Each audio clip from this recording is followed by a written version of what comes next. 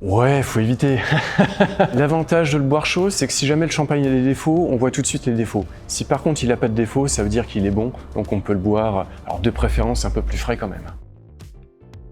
Les demi-bouteilles vieillissent plus vite que la bouteille, ou a fortiori que le Magnum. Donc c'est possible, mais je préfère déguster une bouteille sur 2 jours plutôt que de déguster une demi-bouteille sur une journée.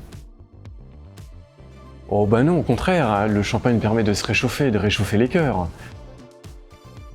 Le champagne, c'est 365 jours par an, quand on veut, du petit déjeuner jusqu'au dîner, et après éventuellement.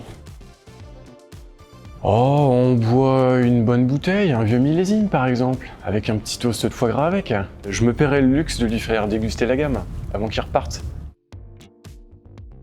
Je lui demanderais une bouteille de champagne qui a été conservée dans la mer Baltique pendant plusieurs décennies. Alors c'est la concurrence entre guillemets, mais ce serait intéressant de voir l'évolution de ce champagne pendant près d'un siècle au fond de la mer.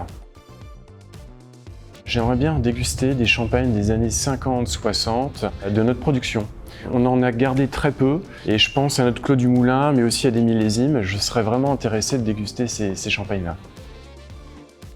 Alors j'hésite entre 1959 et 1961, 2 grands millésimes. J'aurais vraiment été curieux de savoir comment mon grand-père avait vinifié ces 2 millésimes. Du champagne de notre production, et puis je pense quelques bouteilles, parce que j'aime bien vraiment déguster sans a priori d'autres bouteilles, d'autres marques de champagne, avec modération tout le long de l'année, mais bon, pour le nouvel an, on peut faire un petit écart.